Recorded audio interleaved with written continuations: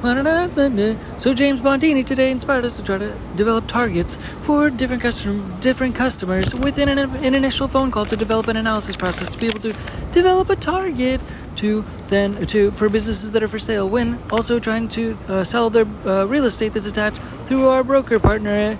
I almost said. To be able to add value to the company by using James Bernardini as the symbol for today's opening of today's news, to be able to try to grow companies before actually trying to sell them on the back end. Welcome to the news, welcome to the news, welcome to the news, welcome to the news, welcome to the news, so that we can develop a target price to begin with when we almost have our first conversation with people, to try to develop an analysis process to be able to break down the value of their company, the value of conceptually the demand within that industry, and the value of the conceivable conceptual target price, including a real estate that's attached, based on our strategy to be able to try to leverage real estate brokers and brokerages to be able to connect the brokerage aspect and the sales of a real estate piece conceivably as the front end sales process conceptually attached to a business that is for sale on the front end, but using the James Bernardini approach by giving value up front, which is marketing energy, to be able to give upfront energy, which is their sales process, to be able to also give a target of a greater asking price than what they're asking for the business to be sold when a business is sold, to be sold in the first place, upfront in the first place to begin with, so that on the back end we're able to sell a target price in the upfront first call, initially knowing in the first call and connecting initially with businesses that we can offer a certain specific conceivable, conceptual, analyzable target price that's been preconceived in the first conversation and first call, to be able to try to help close a considerable conceptual a deal that's already sort of prepackaged and somewhat difficult to be able to walk away from, because they're asking a certain price for a specific thing, and we're just doing nothing except saying, hey, can we just, instead of that price, give you more money by just sort of going our avenue, and then just trying to work together in that partnership realm to add more value to the company and the brand and momentum. It's about momentum stacking. It's momentous, advantageous actions today. Momentous, advantageous actions today. That is the whole sort of label and focus of today's podcast, and the title, in essence, is revolving around that energy, regardless of what the title actually becomes, because that might not directly be the title. Welcome again to the news, welcome again to the news, welcome again to the news. That was one of the more boring introductions to today's podcast, but it was something I didn't want to forget after all, so we just kind of threw it in there in the beginning, because I thought we didn't even have it listed as something to be able to talk about in this podcast necessarily, so we just threw it in at the very front end. We try to have weird things that are quirky and strange at the front end. So yeah, we'll just kind of talk about that. We're just watching some DJ videos to be able to try to conceptualize how to use the DJ controller as a video game in essence, and in the sense of trying to make sounds and interesting, peculiar energy directions and such things. I was watching a James Height video of him using a DJ controller in his living room, and in the comment section I asked him, that's a nice big video game controller that you've got there. What video game are you playing? In the comment section. LOL. See, that's what I should have started with. But it's a reverse. See, today's episode we did the reverse. The introduction is second, and the first thing, number one, is actually it's in the reverse. So that's the actual introduction. We just did the introduction second and the number one first. So that's how the things switched up today. So that's the actual introduction. See, we switched it vice versa style. Number one was the introduction today, and the introduction was number two, which is actually number one, because number one is after the introduction. Nonetheless, you get what I'm saying. Welcome to the news again for the third time. Yeah, anyways, we had a handful of things today to be able to try to extend upon. Actually, the actual first thing, because, yeah, the actual first thing was the actual introduction. So the actual first thing, though, is the actual introduction, that I actually used in this was the actual introduction, obviously. So, but anyway, regardless, number one behind the actual introduction is the extension from yesterday's podcast, in essence, and I'm having a hard time remembering to sing, but nonetheless, yesterday I was talking about winning the lottery. Life is like winning the lottery, basically. So winning the lottery is the extension of today into today, meaning that the extension from yesterday, winning the lottery, means that life is like winning the lottery. Meaning, if you can sustain health and you don't have to deal with money somehow, it doesn't matter how, exactly. It doesn't necessarily matter how. All I'm saying is that if you can sustain health, obviously if you can stay out of legal trouble as well, those two prerequisites in essence. Doesn't matter how you do it, meaning you have to find food to be able to live. You want to try to be able to take care of like some aspects and elements of hygiene, including the teeth brushing, because that can have to do with health after all. So these things included, it doesn't matter how, therefore you do it, right? But just so long as you cover those things, you stay within the realm of legally all good, and then health-wise, conscious, exercise, eat well, etc., so forth. It does not matter anything else. It does not matter anything else. It doesn't matter if you sleep on a bed of nails every single day. It doesn't matter if you sleep like in hammocks on the side of a cliff. It does not matter anything else. What I'm saying is that if you are alive and you have those two prerequisites, that everything else is like winning the lottery, because you're alive in essence. Your cells are held together. You're staying healthy in essence and trying to do that until the very longest life that you possibly can live. Hopefully in the future it's an organic thing to where there's organic technology so lives can live extensive livelihoods, long lives, well past 100, well past 200, well past 300 is ideal, and then hopefully technology beyond that is able to take us even beyond that in an ideal sense. So realistically, we're really trying to entertain the hope of that, and that realistically health is a wealth thing which has been spoken about in the past many times in essence, and like, so that's along the lines of what I'm talking about to begin with. Right? So like if you are alive, that's like winning the lottery. That means the game of investing. That means the game of money. That means the game of selling. That means the game of marketing and investing and trying to grow a company or multiple companies or multiple energies or multiple monetary energy wavelengths is literally just all icing on the cake if you can cover number one. And if you can also keep that mindset covered as well. That mindset, like your life is gold. Is the gold, and everybody else has it not necessarily twisted, but you see them doing things, and you don't need to try to make sense of what other people are doing necessarily based on the idea that you just have that fundamental foundational methodology in mind. And the point being is that if everything else, in essence, like investing in money and monetary energy is a bonus, is icing on the cake, if you have that mentality embraced and in mind, and you try to keep things healthy and wealthy, just even literally within yourself, like if you don't even have friends, for example, and you just literally keep that wealth within yourself, knowing that the self and the existence element and factor is an element of consistent wealth, in essence, if you will, or just living, existing life, looking at a mountain, breathing in and out, is like winning the lottery, because that system, those systems that are ultimately conceptually together and functioning and functional is a significant item in of itself. That's like winning the lottery. So therefore, with that sort of preconceived and preconsidered and sort of in the bag of the preconception of this little precursor for the podcast of what I'm going to say next, that in essence it's like just with that mindset, obviously, to begin with.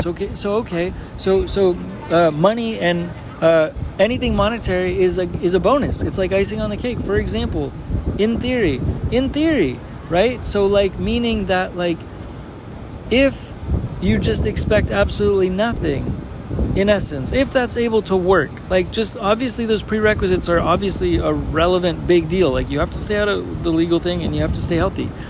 So with that in mind, like finding those, that takes time to develop that conceptual focus on that within the fabric of society. By the way, that takes some focus to be able to fall within that fabric, to be able to make that prerequisite just exist, because there's ways where you have to flow, obviously, with a lot of external energy, and that takes some practice, for lack of better words. But beyond that, if you can just be content being left alone, at the very least, I guess you could call it that everything else is a bonus in essence. And like it also is the foundation for like magic to be able to occur, magic to be able to grow out of weird places, magic to be able to grow out of weird spaces, because you're trying things and you have no idea what's supposed to happen on the back end. But with this mindset in mind, like you can't actually lose. It's something along the lines of like what Warren Buffett said in the past a while back, which is basically if you have enough assets that are underpriced, that things are bound to work out ultimately in the long run. Like that's his methodology, and he's obviously really good at investing. He's the best,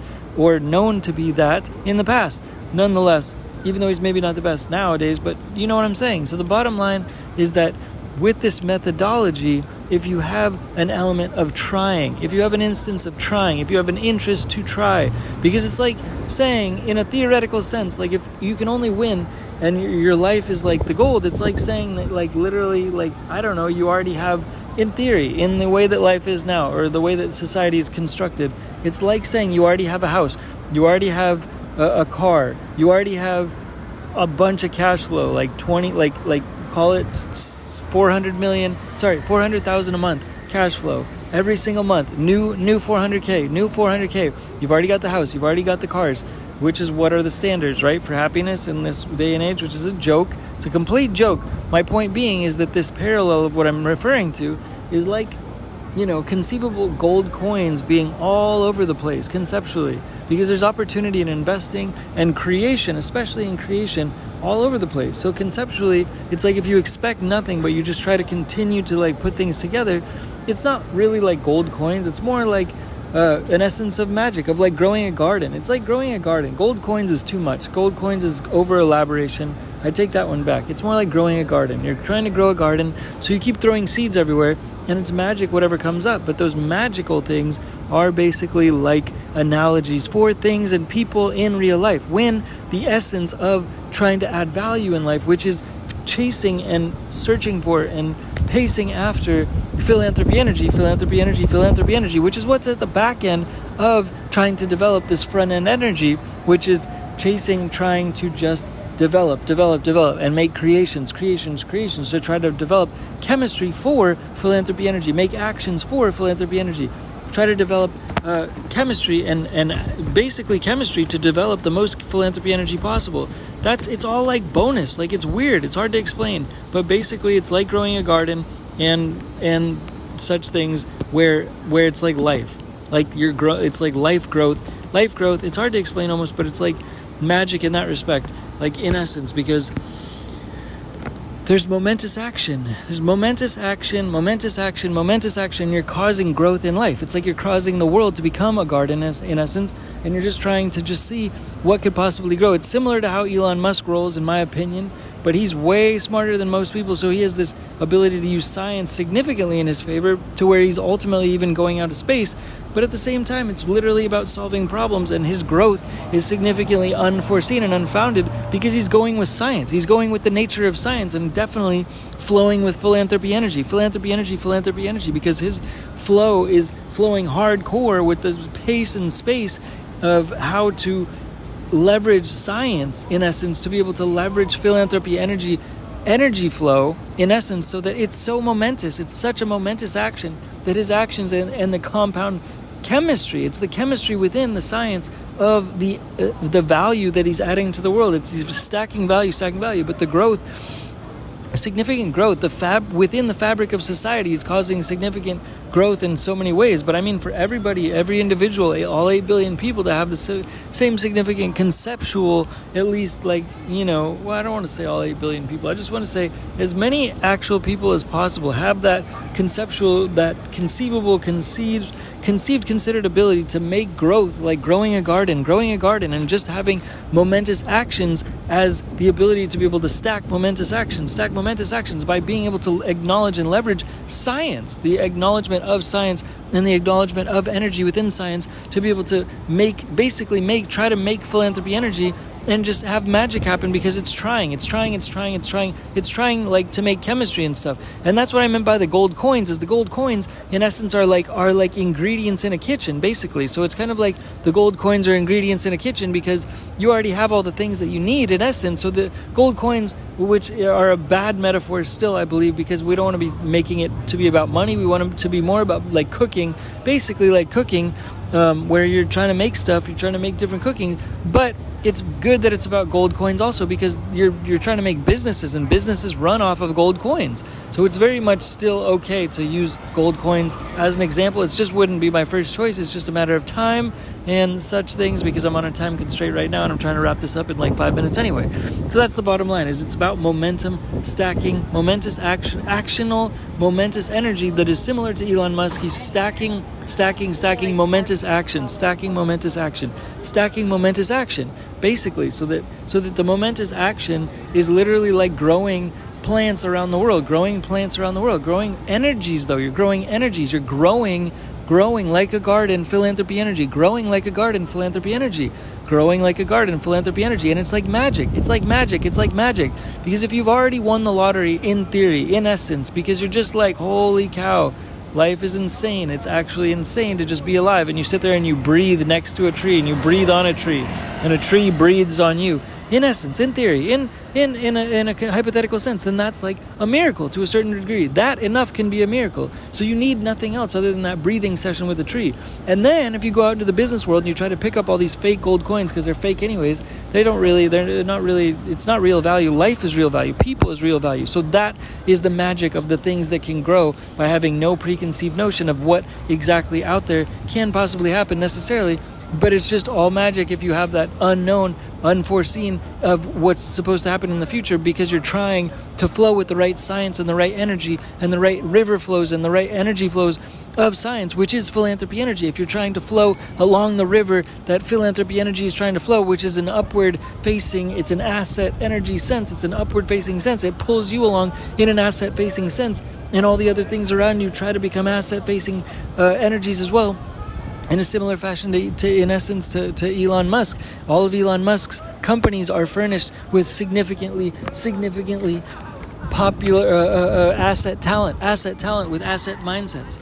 So in essence, it's like chemistry. It's all chemical games of doing botany, plant botany. You're doing different chemistry to be able to cook in the kitchen, to develop interesting growth through interesting plants, and doing chemistry work by acknowledging this process, by acknowledging this magic. Magic is really all you're after. You want to get that mindset so that nothing except magic can occur in front of you, by separating yourself from any of the negative energy in life and trying to put positive only energy around yourself, and to have just those asset energies similar to Elon Musk. In essence, not to say everyone can become like Elon Musk, because there's just a certain foundation that's different between everyone after all, but it's the magic that has the ability to try to chase magic by having the foundation for clearing all the elements except that lottery winning mindset to begin with at the base, so that only magic can ensue and only magic can come in and only magic can come through at that place and that time going forward from that time on, because you're just trying things with no expectation, trying things with no expectation, trying things with no expectation, trying things with no expectation, and then things can hopefully start to grow. Things can hopefully start to grow from different cracks in different places in different ways, like plants, like asset plants, which is just magic when you have zero expectation, but you're trying to put the chemistry, in the ground, the seeds in the ground, all over the world, to try to make the world a better place, with philanthropy energy being planted in seeds all around the world, and that's just magic when you have zero expectation of any plant to ever grow, ever, and then conceptually, plants and seeds can start to grow, conceivably start to grow around the world, and that's all magic, it's all magic around, because you expected zero to ever grow, you expected zero to ever grow, so that's how it's magic, that's how it's like magic. Moving down from that, we're talking about sales training. So what we want to do for sales training, conceptual sales training, is to make yes questions. Try to think of like 7 yes questions at least. You ask them 7 yes questions. What you're doing is you're taking them on a bridge. The bridge is from where they're at to the place that they want to go, in essence, because that's why you're talking to them to begin with. If you're trying to sell them something to begin with, it's because they have an interest in what you're trying to do to begin with, and you're trying to lead them over the bridge with at least like a handful of yes questions. If for example, you're in the bridge, you are on the other side of the bridge, and they are on the other side of the bridge, and you're trying to help get them from the other side of the bridge to the bridge on the side of the bridge where you're on. For example, so you've already experienced the product. You know what the product's like. It's like you're in the sunshine and they're in the shade, and you're trying to ask them yes questions. So you like suntan lotion, right? Yeah, good, because you don't want to get sunburned. So I'm telling you, you're going to need to have the suntan lotion once you cross the bridge. I'm trying to paint the picture for you. You need to paint the picture of what it's like in the sun. When they're in the shade, you're trying to tell them what it's like, where the flowers are at, how the flowers look when they're in the sun, especially if you're just on a phone or something to that effect. You're trying to tell them that, but you're also trying to ask them, like, oh, well, if you're going to be in the sun, did you bring sunblock? I hope you brought sunblock because it's kind of sunny over here. So you're going to need sunblock. I'm not saying that sunblock is the product. I'm saying you asked them the question about sunblock to reinforce what it's like, your experience, and how they're going to need to prepare for what it's like on the other side of the bridge when they're coming over. And they keep taking steps as you ask them every yes question. Then you keep trying to bring them into the sun. You keep trying to bring them into the sun of your solution, whatever the solution is on the other side of the bridge, Yes. Oh, yes, you do have sunscreen. Okay, good. Do you also have golf clubs? By the way, do you have some golf clubs? Because you might want to golf when you're over here in the sun. If you like golf, if you want to golf when you're in, you might need some golf clubs. You like golfing, right? You already said in something that you said before that you like golfing, right? So, okay, so I just wanted to make sure you have clubs, right? Yes, you have clubs. Okay, this is what it's like in the sun. This is conceivably where a golf course is in the sun, over here on this side of the bridge. It's obviously fantasy, this is obviously fiction, but this is how you want to paint the picture to be able to do sales training, or to do this little short sales training in under 2 minutes. Hopefully that's valuable. Hopefully it's somewhat valuable to be able to paint the picture of the times of being in the sun, to be able to get them into the sun as well, assuming that the sun is the product in this instance, to be able to get them to merge with that product and that experience with that product at the same time, because you're telling them about it and merging that for them, with them, that experience, and all at the same time. After all those yeses, hopefully that combined compound result is the purchase to be able to seal it off and solve their solution solve their issues with the solution. All right, moving down from that.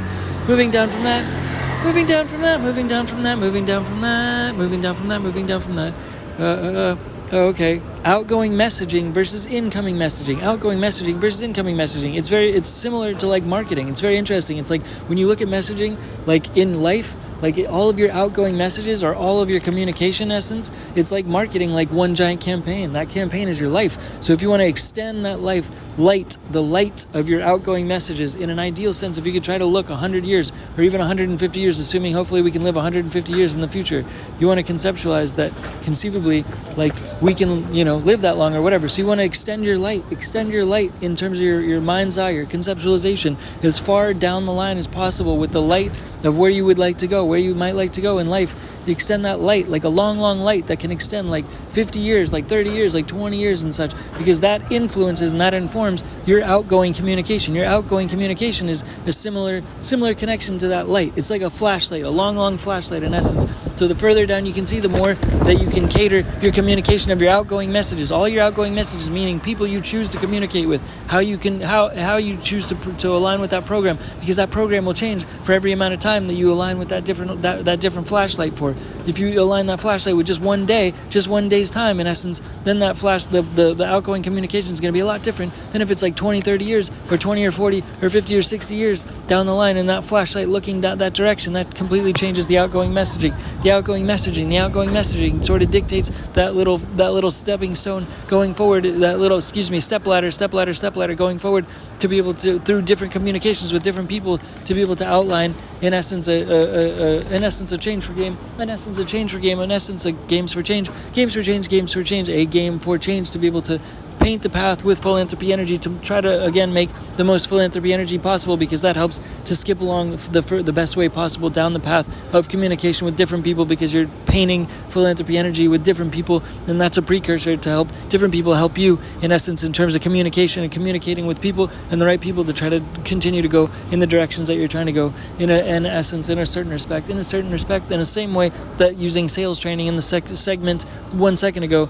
is useful and conceptually helpful, in essence, to be able to also paint the path down the line as you continue to make sales through talking to people and having interactions and communications with people, to continue to paint your own path towards crossing bridges and such things, and having other people to it's just like a reverberation process in that respect. And I was talking about a wingsuit a couple of days ago. Now we're talking about an ant suit today. An ant suit, because we're talking about the Alpine Slide sitting scooter. Now we're talking about today, you can sit on the Alpine Slide scooter and also wear like a wingsuit, but like an ant suit. Ants are not affected by gravity. That's how we would like the Alpine Slide hovercraft scooter to exist. Like you can maybe have a suit while you ride the lightest Alpine Slide hovercraft scooter possible, to be able to cause lift, by the suit actually causing lift like an ant, kind of like an ant scooter, that combined with Harry Potter, witch broom, Quidditch game, that like to help play Change for games around the world. We'll come back to that and revisit that later because we're trying to go anti-gravity. We're trying to use the air to be able to surf the air, which also helps for mentality and thinking and entrepreneurship. Oh yeah. What's next? Well, I'll just throw in a little, what do you call it? A PSA, a public service announcement.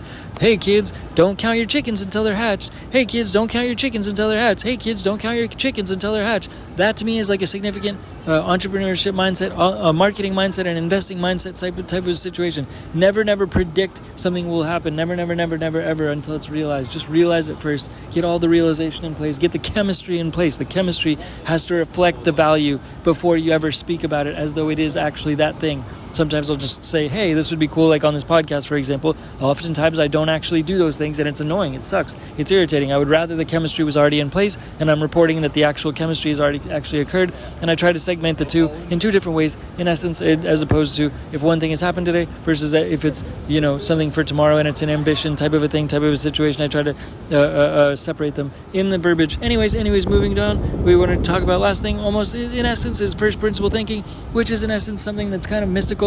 It comes from a place that's kind of from an unknown. It comes from the unknown. I don't know what the location is. First principle thinking is just things hitting you, coming out of nowhere, adding to yesterday. It's momentum. It's momentum. It comes from a place and a location that's unknown. First principle thinking is like invention. You don't know where it's coming from, but it's first principle thinking to add to your own process, your own life, your own pursuit for long-term philanthropic energy. Philanthropic energy is a thing that actually, in a mystical sense, informs first principle thinking, which means first principle thoughts that have no other information added to it, that come from basically the sky to add to your direction, that are just like mystical thoughts to be able to guide almost like your direction of your own business, because everybody is a business in essence. Everybody has an entrepreneurship suit, and it helps to guide the entrepreneurship suit because it's a little bit mystical, and that's what it has to do with the IRL, like games of living in essence type of a thing. And those are little information tidbits that come from the sky. They come from spiritual finance in essence, continuous spiritual finance focus. So continue to try to